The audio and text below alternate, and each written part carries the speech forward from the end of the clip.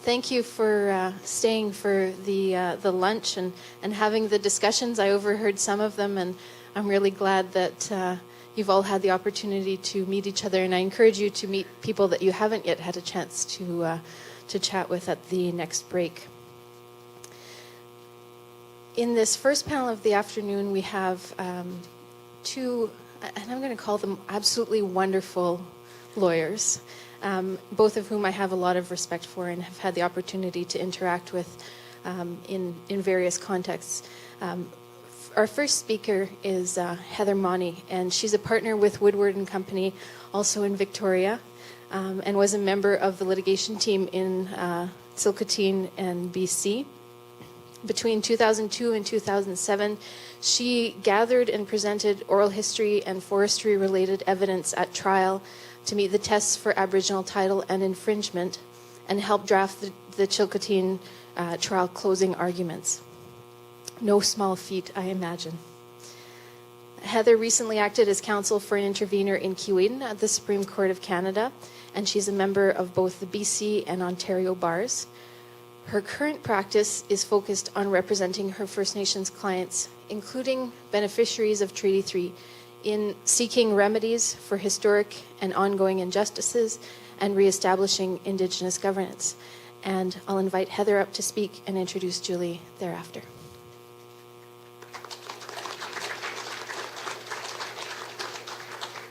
Thank you, Aimee. It is a real honor to be here. It's a little intimidating to be amidst such esteemed colleagues and to be here at the university, and what an honor. So today I'm going to be speaking about the importance of the evidentiary record in proof of Aboriginal title and non-title rights in Tsilhqot'in Nation and British Columbia. And like Kent, I'll make just a brief comment about pronunciation. I use Tsilhqot'in and Tsilhqot'in variously also in working with Tsilhqot'in elders. When they use the word, it doesn't sound much like either of those. So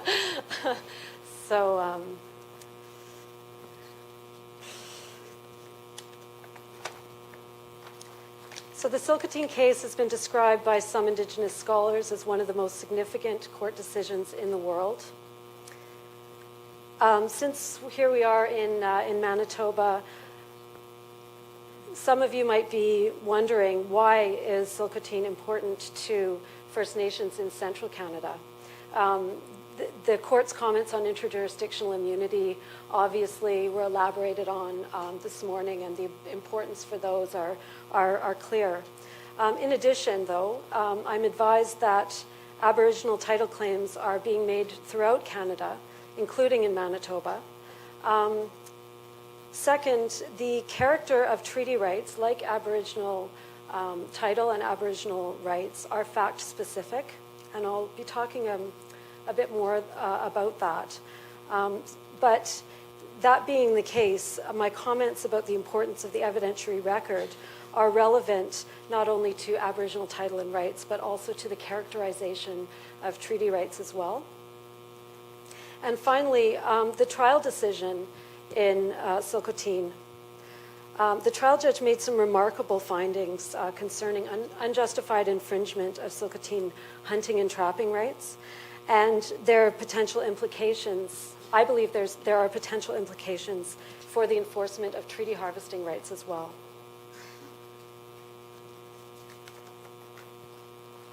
But first, I'm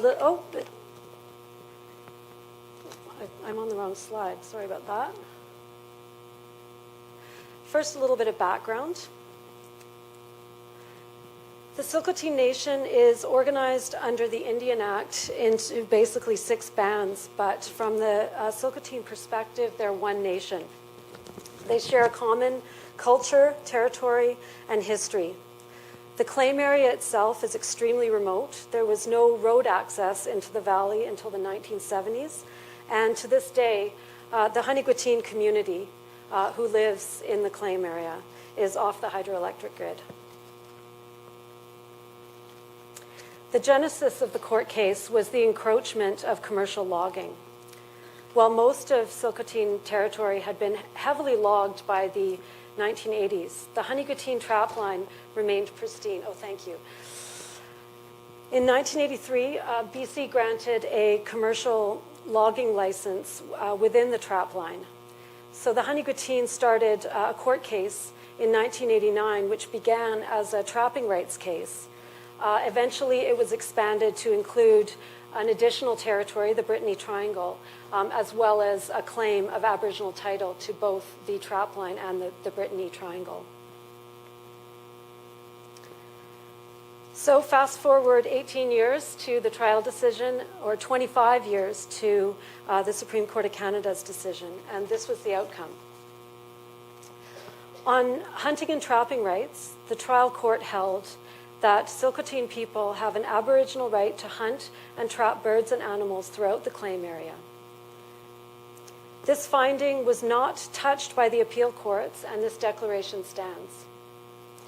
On Aboriginal title, the Supreme Court of Canada granted a declaration of Aboriginal title to a portion of the claim area that's approximately 2,000 square kilometers in size. The Supreme Court of Canada adopted and appended this map to its decision. The light green area is the claim area. Apparently I can use this pointer. Oh, there we go. The light green area is the claim area. So this was, the original action was the trapline territories that run sort of like this. This is the Brittany Triangle in between the Dasyko and Tsilhqot'in rivers. This is the Namaya Valley here. So the light green area is the claim area, and the trial level court, Justice Vickers granted a declaration of hunting and trapping rights over the entire area. And the declaration of Aboriginal title applies to that dark green area, which is bounded basically by Honey, the Namaya Valley in the south, and runs to Keewatin in the north and over to the Dasyko River in the east, and to Tsilhqot'in Lake in the west. It's about 2,000 square kilometers, give or take.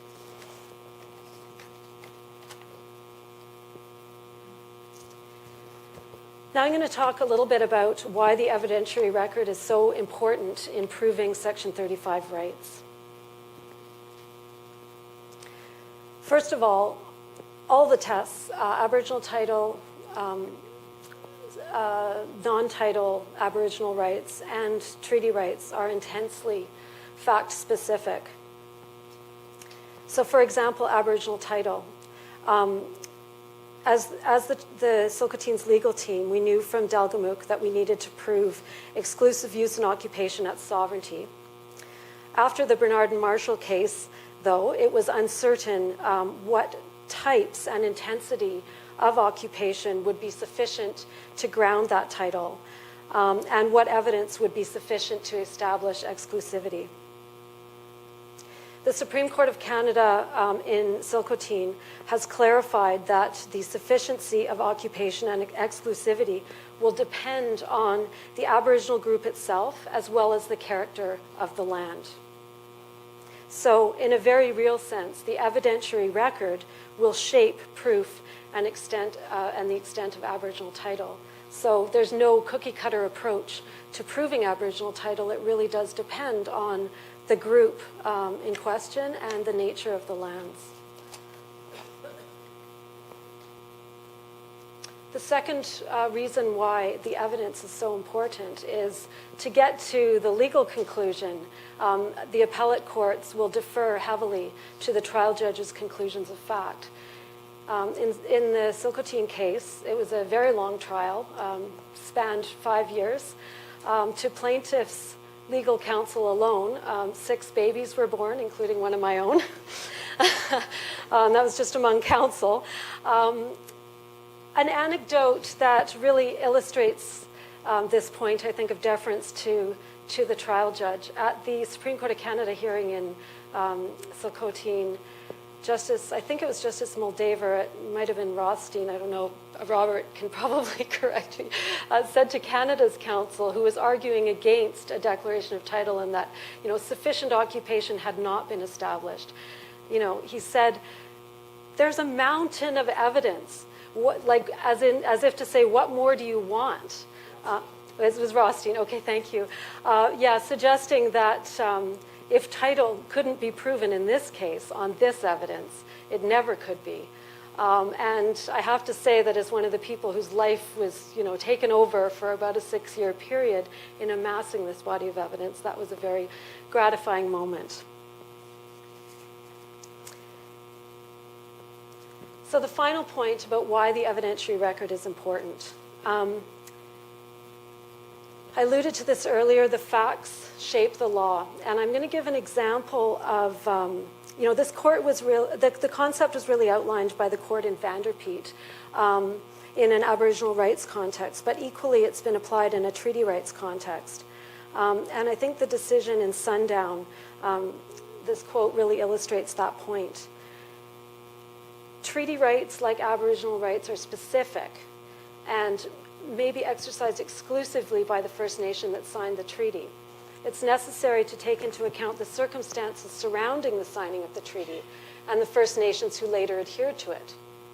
So consideration is to be given to the evidence of where the hunting and fishing was done and how the members of the First Nation carried out these activities. So, while we might say, well, treaty rights don't require proof, they are rights. That is true. But to characterize those rights and to figure out whether they've been infringed, requires characterizing the right. And to do so, you have to look at how the right is practiced by that First Nation itself. So hopefully I've persuaded you that the evidentiary record is important regardless of whether you're a treaty First Nation or a non-treaty First Nation. Now I'm going to talk about the evidentiary record in Tsilhqot'in and the evidence that we led to prove Tsilhqot'in title and rights. So these were the tests we were working with on Aboriginal title. We had to prove exclusive occupation prior to sovereignty, and as was elaborated in the Supreme Court of Canada's decision, occupation must be sufficient, continuous where present occupation is relied on, and exclusive. For Aboriginal rights, we needed to prove that the activity is an element of a practice, custom, or tradition originating in pre-contact time that is integral to the distinctive culture of the Aboriginal group claiming the right. So an important category of evidence that we led was oral history evidence. The legal framework for oral history evidence within the courts was laid out in Delgamuukw. Notwithstanding the challenges created by the use of oral histories, the courts recognized that the law of evidence must be adapted in order to accommodate oral history evidence and place it on an equal footing with other types of historical evidence that the courts are familiar with. We called 29 Tsilhqot'in witnesses. The Tsilhqot'in method of oral history transmission, it was different in character to the Gitsan's tradition, which was at issue in Delgamuukw. But the court took into account the Tsilhqot'in evidence. So we actually led evidence about how Tsilhqot'in oral history is related. And the court recognized that Tsilhqot'in people have a subtle and intricate system of cultural checks, including repetition, caution, and deference. The court established a threshold process for determining the admissibility of oral history evidence. So at the outset of each oral historian's testimony, we led evidence concerning personal information about the attributes of that witness and his or her ability to recount hearsay evidence of practices, events, customs, and traditions. We led evidence about the sources, so if they learned the stories from their grandmother, who was that grandmother, what was the grandmother's relationship to the land, whether that person had was respected among other members of the community. And no one like failed that that test. So all of the elders who testified went through that process. We employed in-court interpreters, word spellers, an illustrator who the elders would be explaining, say, a piece of technology like a fishing weir or what have you.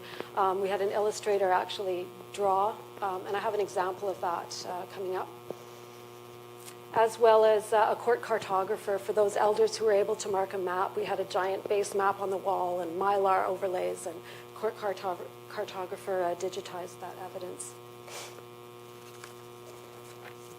So Justice Vickers, in his decision, I think it's fair to say he did give independent weight to oral history, which was a clear rejection of the approach advocated by Canada's expert, Dr. von Gernot, whose view was that oral history should not be given independent weight without corroboration. And that's really apparent throughout his judgment. We also called experts in, you name it, we had a large range of experts. Historical documents, we had a very comprehensive historical record. Just to give you an idea of the magnitude of the documents in the trial, there were 600 exhibits entered. Exhibit 156 alone included over 1,000 historical documents.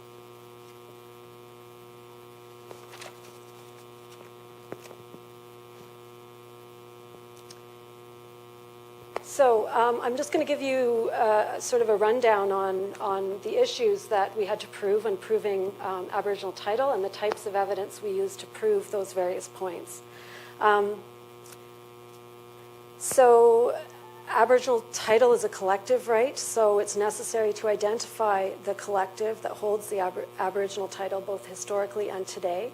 The plaintiff claimed title on behalf of the Tsilhqot'in Nation. BC denied the existence of the Tsilhqot'in Nation as a legal or political entity in 1846, requiring us to lead evidence and prove who that proper title holder was.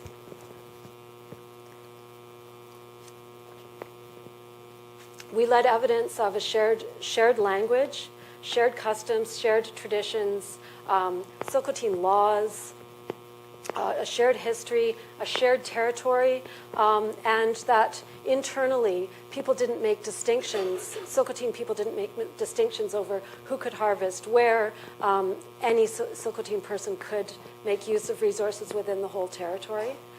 The evidence we led included oral history. We had a linguistics expert as well as a legal historian.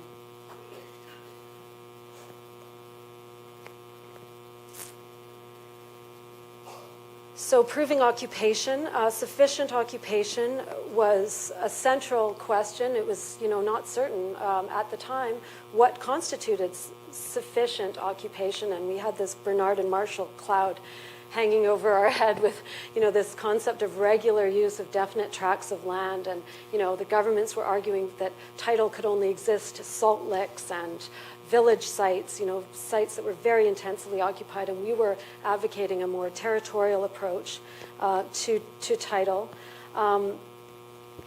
The court, in the end, clarified what constitutes sufficient occupation, and said that it will depend on the character of the land as well as the nature of the Aboriginal group. And like Robert said this morning, they arrived at something which was somewhere between, the whole traditional territory on the one hand and the postage stamp approach advocated for by the province on the other.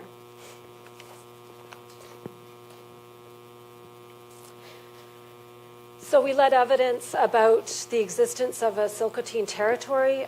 We had a historical geographer who mapped references to the territory, defensive boundaries. We also had extensive oral history about the existence of a shared territory, as well as ethnographic sources, both anthropologists called at trial, as well as studies and reports that had been done over the years.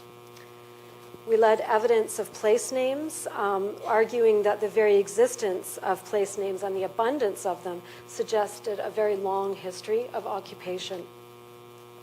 So we had extensive oral history identifying place names, marking them on a map, referring to their meaning, legends associated with them, all of that, resource use associated with particular areas. And we had expert anthropological evidence that suggested that, that abundance of place names was associated with an occupation for a very long period of time. So this is the place names map. It's from our final argument at trial and was adopted and included by the trial judge in the trial decision. I don't know if you can see very well, but there's a very large number of place names, and particularly if you sort of compare it with the area over which we were able to prove Aboriginal title, it's kind of like that. So matches up. Legends. We led oral history, tying legends specifically to landmarks within the claim area, and again indicating a time depth of occupation. We also had records. Ferrand had gathered Tsilhqot'in legends early in the 20th century, and so that formed part of the record as well. We prepared a legends map that kind of depicted graphically where within the claim area the legends referred to.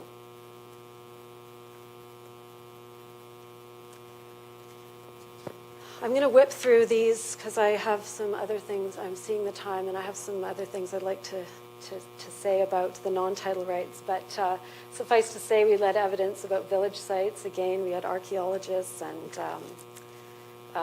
extensive oral history. This is an example of one of the illustrations. It's from the evidence of Mabel William, one of the elders, and we had an illustrator. This was a Tsilhqot'in, or a pit house, which she described living in with her grandmother.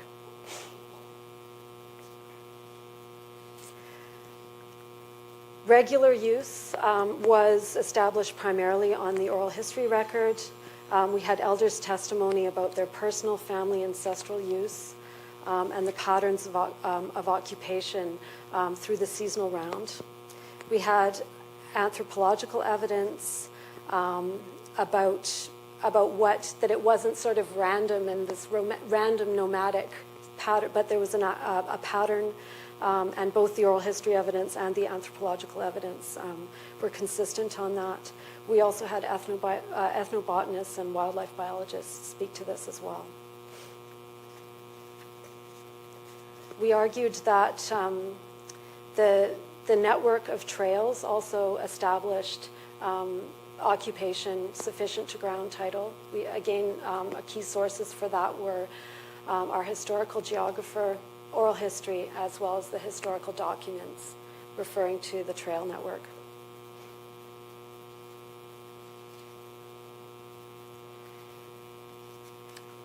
Again, there's the trail map showing the trail network throughout the claim area, and this was compiled from both the oral history, the documentary, and the expert evidence. This is from our final argument.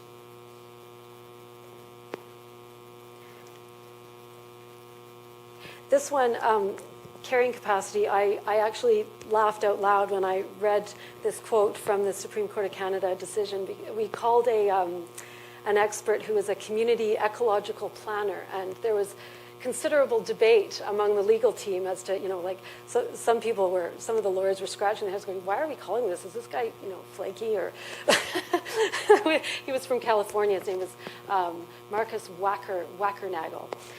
But in the end, it carried the day. There's only 400 people. There was only 400 Tsilhqot'ins in the claim area.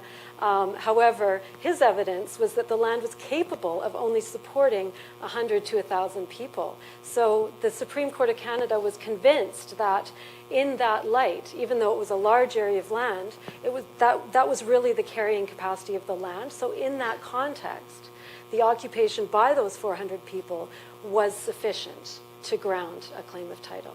So I come back to this. The test is very fact-specific. We also led extensive evidence about Aboriginal laws. And we led evidence of laws on pretty much every aspect, from exclusivity and defending the territory to land tenure systems, laws governing land use, trespass, customary family use laws, general land laws, laws about, you name it, sustainability, not wasting resources, etc. I'm going to skip right over continuity. Exclusivity, I'll just touch on very briefly, although that was, something which was a big part of the evidence. We led evidence of defense of the territory, charging early fur traders rents and tolls, wars with other First Nations, to establish that the Tsilhqot'in defended their territory and considered it to be their own. Again, lots of evidence about laws. We had a historical legal historian, Hamar Foster, who spoke to Tsilhqot'in laws about exclusivity, as well as extensive oral history evidence. Okay, in my last few minutes, I'm going to speak about the non-title rights. So I mentioned earlier that Justice Vickers, the trial judge, held that the Tsilhqot'in Nation had proven Aboriginal hunting and trapping rights.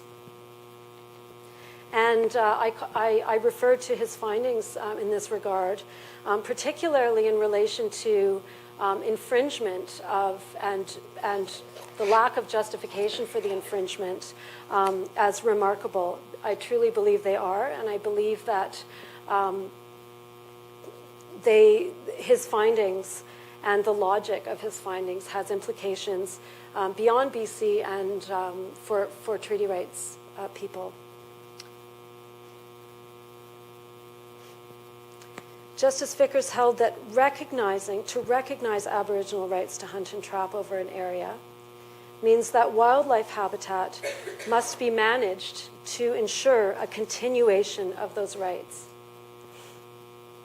So I'd like you to, or I invite you to consider that statement in the context of the Mikisew test for, infringement of a treaty right, where, if the plaintiff, the claimant, can establish that no meaningful right remains, no meaningful ability to exercise the right remains, then a potential infringement action arises. We don't really know, as Robert said this morning, what the content of that is. What does it mean to have no meaningful ability to exercise the right? But I think there's some guidance to be had in the Tsilhqot'in case, the trial decision. Justice Vickers found that in the case of this Tsilhqot'in hunting and trapping rights, British Columbia had not developed a database that provided information on the individual species of wildlife or their numbers in the claim area. And the province had not conducted a needs analysis which would inform decision makers on the needs of the Tsilhqot'in people related to their hunting, trapping, and trading rights. And in the absence of that database and that needs analysis, he found that the Tsilhqot'in Aboriginal rights were not given priority. Well, for those of you that know the Sparrow test, you can guess where that's going.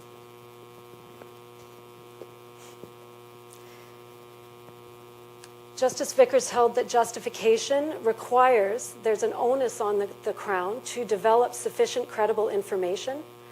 And again, I'd like to just keep in the back of your mind that Mikisew meaningful right test. Vickers said, Tsilhqot'in Aboriginal rights to hunt and trap in the claim area must have some meaning. A management scheme that manages solely for maximizing timber values is no longer viable where it has the potential to severely and unnecessarily impact Tsilhqot'in Aboriginal rights. To justify harvesting activities in the claim area, British Columbia must have sufficient credible information to allow a proper assessment of the impact on the wildlife in the area. In the absence of such information, forestry activities are an unjustified infringement. Which leads to the question, on this reasoning, is there a sustainable, does the Crown have an obligation in the presence of Aboriginal treaty rights to manage the land sustainably, and not just sustainably for the forest resource? He was highly critical of BC for not having an overarching approach to sustainability. So while there was a ministry that looked at the environment, there's a ministry that looked at land, there's a ministry that looked at wildlife, water, forestry, etc. There was no one sort of directing mind looking at, okay, when all of these activities are happening on the landscape, like what's the, I think of it in terms of cumulative effect. What's the cumulative effect on the exercise of the right? And that was fatal. So I don't know, you might say this is Obiter or, it's BC decision and it doesn't apply. But I think, it's not binding or whatever. But I think that, this is good fodder for lawyers in other provinces to run with.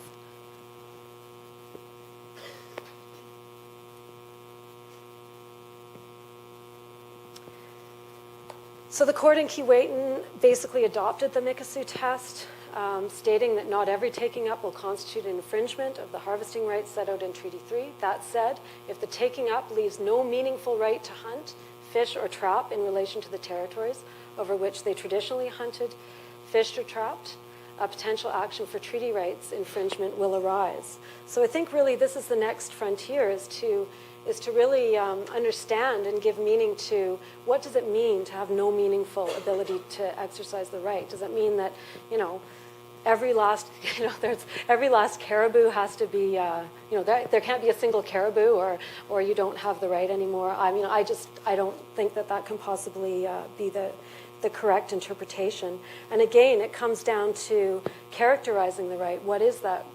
What is the right? Is there a right to a harvestable surplus of species which people have traditionally hunted? If there's no ability to harvest commercially and the right has a commercial character, then notwithstanding that that Aboriginal group may be able to meet their sustenance needs, maybe the right has been rendered not meaningful for commercial purposes.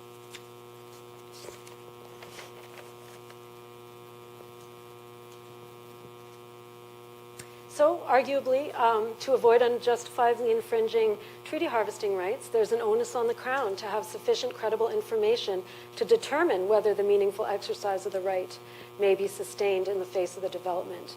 So, there's a possibility that, if the claimant can establish that the Crown hasn't developed that information, then that may be sufficient to ground a claim for unjustified infringement. That's it. That's me. A much younger me. Speaking with Doris Lulua, who was the elder that I guess I'm most attached to and worked with for the longest, and who gave absolutely fabulous evidence in the trial. Sitting next to her is her sister, Madeline. Next to her is her cousin, Minnie Charlie Boy, who also was on the stand. Minnie Charlie Boy was on the stand for literally weeks. I mean, you really got to hand it to these elders. They're amazing. They're just so inspiring, and the stamina required. sitting through night sittings. I mean, I was, taking naps in my office in the afternoon. We'd start in the morning and go all morning, take a break, hold a night sitting to accommodate the telling of a legend in accordance with protocols. And these elders were still going strong at 10 o'clock at night. So I guess I'll close on that note and just really that the success belongs to them.